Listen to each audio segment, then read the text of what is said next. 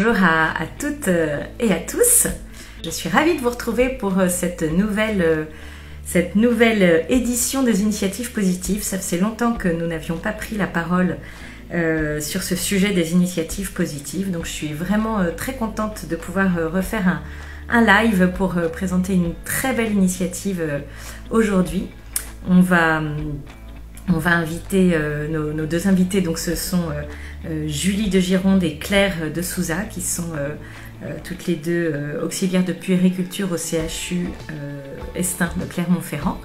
Elles vont nous parler du Cuddlecot, qui est un berceau spécialement dédié aux enfants nés sans vie. Je suis ravie de vous avoir aujourd'hui. Ça fait longtemps en fait que je voulais organiser une initiative positive avec vous. Julie, ça fait, je crois, 3 ans qu'on s'est parlé pour la première fois. Oui. Voilà, on avait eu une conversation où vous me demandiez si Agapa pouvait soutenir un projet que vous aviez de repeindre une salle dédiée justement aux parents endeuillés. Alors, je vous avais expliqué que malheureusement, on ne pouvait pas soutenir les projets, mais j'avais été vraiment très touchée par votre démarche et je suis vraiment contente aujourd'hui de pouvoir vous mettre en lumière parce que vous êtes une équipe qui vous bougez, les soignants se bougent pour accompagner les familles endeuillées et je suis vraiment contente de vous donner la parole. Donc aujourd'hui on va parler du Cuddlecot. Alors attendez, je finis de vous présenter quand même parce que donc vous êtes toutes les deux auxiliaires de puériculture au CHU de Clermont-Ferrand, donc c'est une maternité de niveau 3. Et vous êtes en charge plus particulièrement donc des IMG et des morts fétales in utero. Vous accompagnez. Pardon? Non, je disais c'est ça, tout à fait. Donc vous accompagnez environ une centaine de familles chaque année, donc ça représente à peu près 2 chaque semaine. Vous avez mené de nombreux projets pour soutenir les parents endeuillés. Donc vous êtes formé au deuil périnatal, vous avez aménagé un espace au sein de la salle de naissance, vous avez acheté du matériel pour réaliser des photos, donc avec un appareil photo professionnel notamment. Vous êtes en train de travailler sur un livret souvenir et toujours dans ce souci donc d'améliorer la qualité de votre accompagnement. Vous avez exploré ce qu'il est possible de mettre en place au sein de la maternité et vous avez entendu parler donc du Cuddlecot. Alors, est-ce que vous pouvez nous expliquer un peu ce qu'est le Cuddlecot ? Alors, le Cuddlecot, en fait, c'est un matelas réfrigérant, le même principe qu'un berceau chauffant. Je ne sais pas si vous avez déjà entendu parler, sauf que c'est réfrigérant.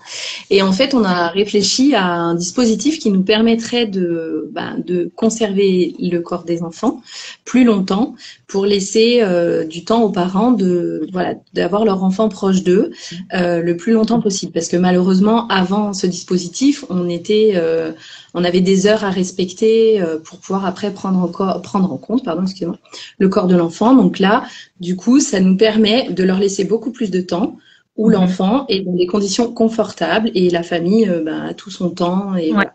En gros, voilà. Ok. Effectivement, en fait, vous, dans la présentation que vous avez envoyée, vous l'appelez le berceau du dernier au revoir. Oui, c'est ça. Voilà, donc c'est en fait, avec ce berceau, il nous permet de présenter les bébés dans un peu cocooning, quoi, comme un berceau pour un enfant qui est vivant. Et en fait, c'est la même chose, sauf que du coup, les parents peuvent personnaliser ce berceau avec des doudous, avec des langes, avec des couvertures, tout ce qu'ils ont envie d'apporter à leur enfant. Et comme ça, nous, on utilise ce berceau pour présenter leur bébé et après ils le gardent le temps qu'ils veulent. Donc c'est pour ça qu'on l'appelle le berceau du dernier au revoir et c'est surtout leur donner la possibilité qu'ils soient décisionnaires du moment où ils disent au revoir à leur enfant. En fait, nous, il n'y a pas cette cassure de l'équipe où on dit malheureusement il faut qu'on récupère votre bébé parce que on doit prendre en charge derrière, voilà. Et du coup c'est eux qui sont décisionnaires de dire j'ai mon première étape de dire au revoir à mon enfant, on m'a laissé le temps. Oui, donc le berceau peut rester dans la chambre à côté de la maman. Oui, en fait, il est mis en place en salle de naissance. donc au moment de l'accouchement, et il va poursuivre jusqu'à l'hospitalisation en service d'hospitalisation grossesse. Donc c'est un travail qu'on a fait avec toute l'équipe, au sein d'une équipe pluridisciplinaire, le psychologue, nos cadres, les sages-femmes, tout ça, où on a décidé quand même une deadline, si je puis dire, voilà, pour quand même après, parce que nous on a des soins à apporter derrière, mais on a convenu entre 12 et 15 heures, donc ils peuvent le garder toute la nuit jusqu'au lendemain matin, s'ils le souhaitent. C'est absolument pas quelque chose d'obligatoire, c'est vraiment à la demande et voilà, en fonction du ressenti de chacun. Et on peut imaginer du coup que les familles aussi puissent venir visiter. Oui, tout à fait. Oui. Ce qui est bien, c'est que voilà, comme je vous disais, c'est un dispositif qu'on peut aménager avec des doudous, avec des couvertures, quelque chose de plus familier, quoi. Et alors, comment vous en avez entendu parler, en fait, de ce berceau? Alors, du coup, on avait une discussion, on se disait que c'était dommage que les parents ne puissent pas garder leur bébé plus longtemps avec eux et qu'ils puissent pas décider d'eux-mêmes, ce que vous disiez Claire, d'à quel moment ils voulaient se séparer, donner cette séparation. Et on cherchait sur Internet, on s'est dit, il y a des berceaux donc chauffants pour les bébés. Il doit exister quelque chose du même processus. Du coup, en cherchant sur Internet, on a trouvé donc qu'il existait des berceaux, donc le Cuddlecot, au Canada. C'est des mamans endeuillées qui ont créé ce berceau et qui l'ont offert aux maternités du Canada. Alors, au Canada, c'est un peu plus poussé. Ils peuvent même faire le deuil, à la maison, faire la veillée mortuaire avec ce berceau-là. Il est aussi utilisé beaucoup en Angleterre, dans les maternités.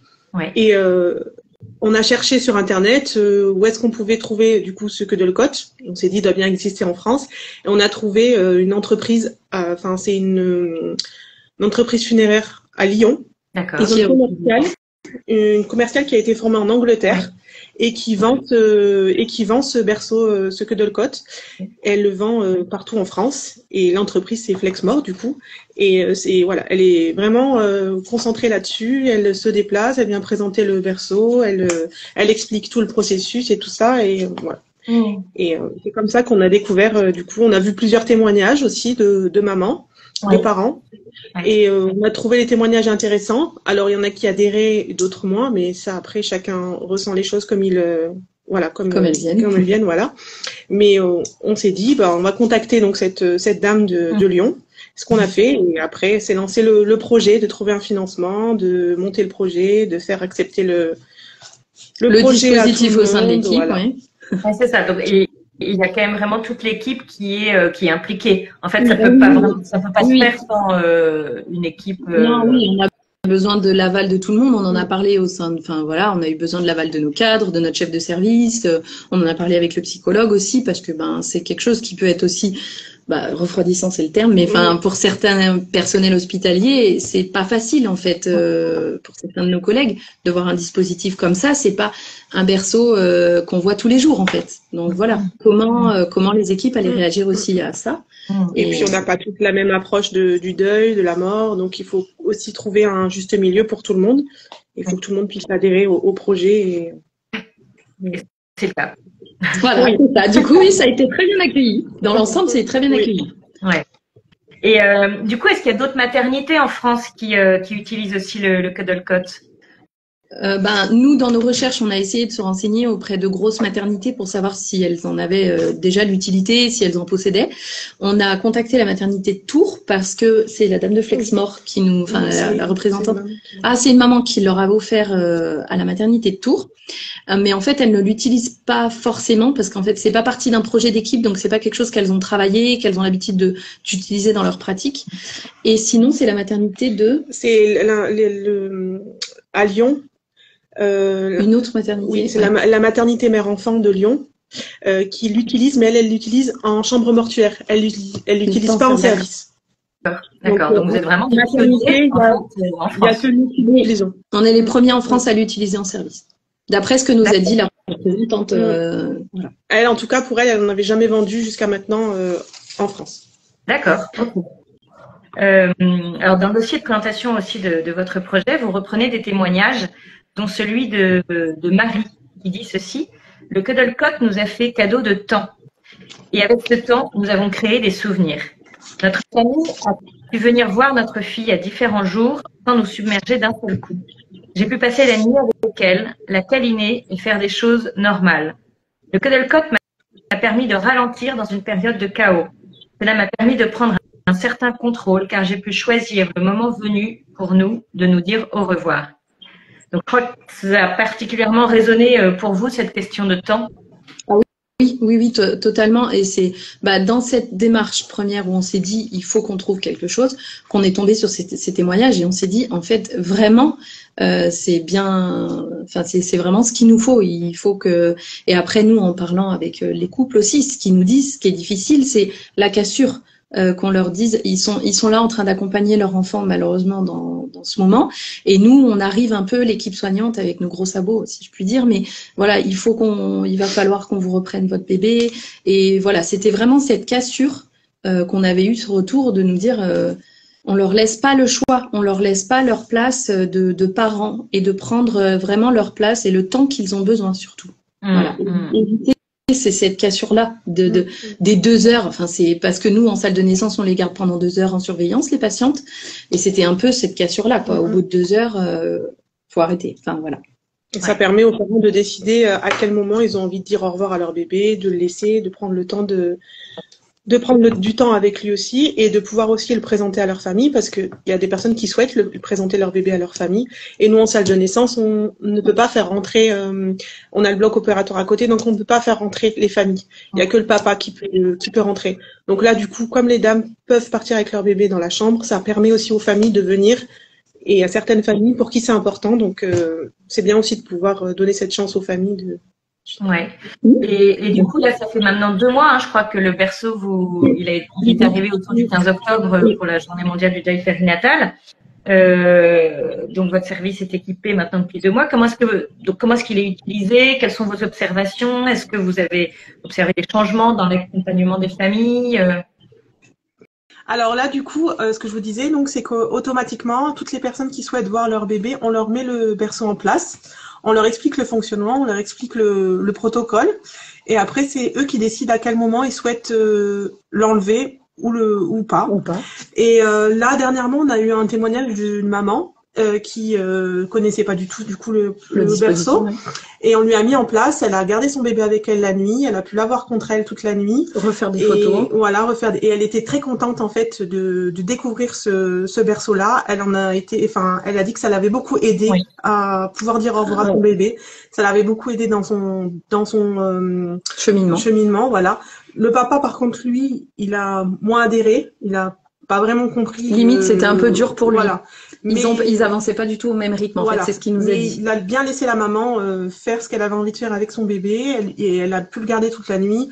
Et au final, le lendemain matin, c'est elle-même qu'elle a dit qu'elle souhaitait nous laisser. Et puis elle était très contente en fait qu'on lui ait proposé ça. Elle s'y attendait pas du tout, et ça l'a beaucoup aidé dans son cheminement. Ouais, donc c'est ça. Elle a pu choisir en fait le moment de l'adieu.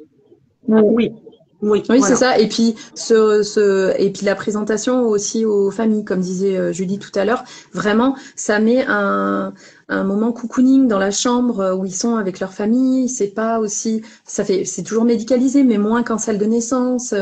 Et c'est vraiment rendre quelque chose de plus cocooning et plus familier, avec s'ils veulent amener des choses de la maison dans ce berceau sans aucun problème. En préparant, en allant sur le live sur Instagram, on a reçu une question. Donc, comment fait-on pour acheter le Cuddle Cot? Donc, vous nous avez précisé donc le nom de l'entreprise qui les commercialise en France. De l'entreprise. Oui. Voilà. Mais est-ce que vous avez d'autres conseils peut-être à donner? Enfin, je pense notamment au fait que ce soit un projet d'équipe. En fait, je pense que c'est important effectivement que ce soit. Oui. Nous, on a procédé comme ça parce qu'on s'est dit que vraiment, on travaille avec des sages-femmes, des auxiliaires, des psychologues, enfin vraiment, et on s'est dit qu'il fallait vraiment que ce soit amené comme un projet réfléchi en équipe, parce que le but, c'est qu'il soit utilisé tout le temps, que ce soit pour nous du systématique et que ça en soit pas quelque chose qui peut gêner les gens, enfin gêner l'équipe, et que du coup ce soit reçu. Donc vraiment, il faut que ce soit une discussion en équipe. Qu'après on peut adapter en fonction du ressenti de chacun et et voilà, et en fonction des couples aussi, hein, parce que c'est pas que ce soit aussi vraiment un projet de service, parce que il me semble que la personne elle dit qu'elle voulait l'offrir à la maternité. Donc peut-être déjà en parler en amont de la maternité, parce que des fois peut-être que on a l'impression que c'est une bonne idée et que finalement le personnel de service va pas forcément le recevoir ou va pas adhérer, voilà, ou va pas avoir monté le projet en amont, et quand ils vont l'avoir, ils vont pas savoir comment l'utiliser ni. Donc c'est peut-être bien aussi avant de voir si le service adhère et si la maternité du coup. Bah oui, parce qu'en fait, oui, comme ça. En fait, c'est pas que l'achat du Cuddle Cot, parce que nous, on a fait plein de recherches avant. On a contacté notre service technique, s'il était d'accord de le prendre en maintenance, parce qu'il y a toute la maintenance à gérer derrière. On a contacté la morgue, savoir si c'était, ok, on était légalement en capacité de garder les enfants dans notre service. Est-ce que ça, c'est légal aussi? Donc, en fait, derrière cet achat, il y a toute une recherche en amont aussi, à contacter différents professionnels et voilà, pour savoir qu'est-ce qu'on peut faire ou ne pas faire. Oui, bien sûr.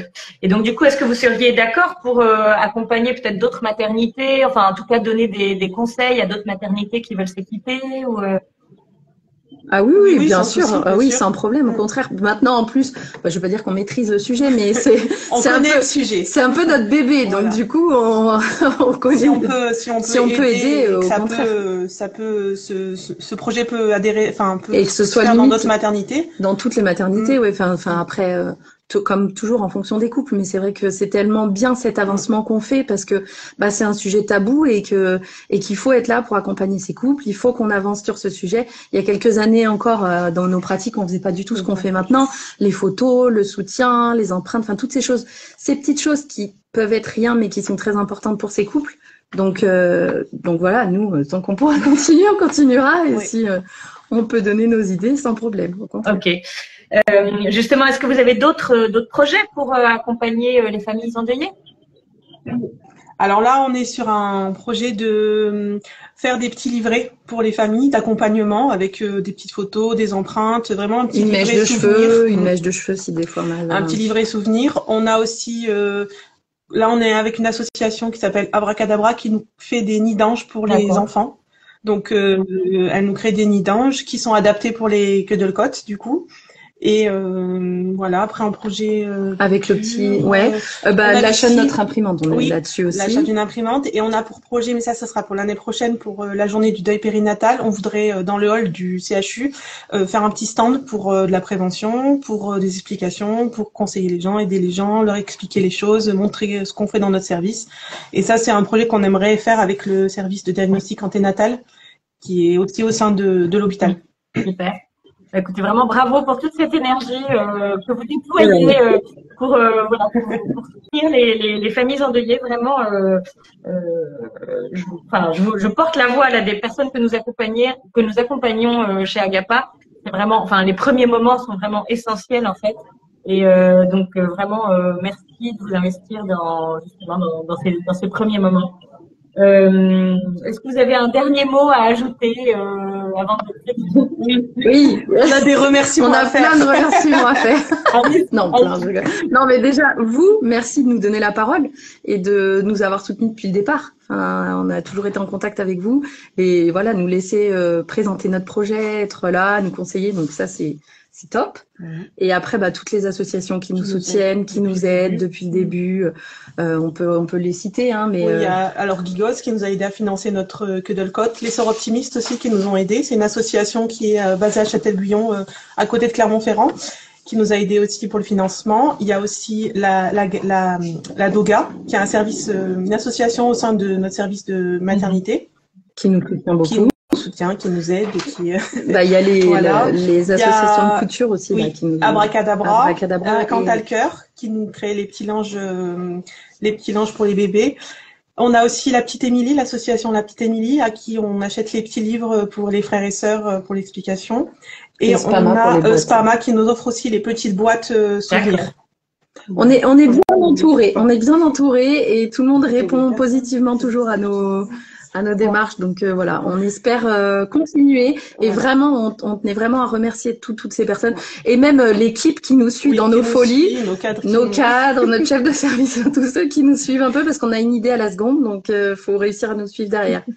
C'est vraiment formidable. Moi, je vous soutiens à fond. Voilà. vous voulez mettre, de mettre d'autres initiatives positives que vous avez, voilà, on vous suivra avec grand plaisir. Merci beaucoup. Merci. Donc je vais mettre en ligne donc le replay du live, et puis je mettrai aussi dans la description peut-être les coordonnées de l'entreprise qui commercialise, ainsi que voilà, vos coordonnées aussi, si jamais des maternités veulent vous contacter. Voilà, encore un grand merci de nous avoir expliqué tout ça et pour tout ce que vous avez mis en place. Et désolée pour les petits bugs techniques. Hein. Au revoir, Julie, au revoir, Claire. Merci beaucoup. Au revoir, merci, au revoir.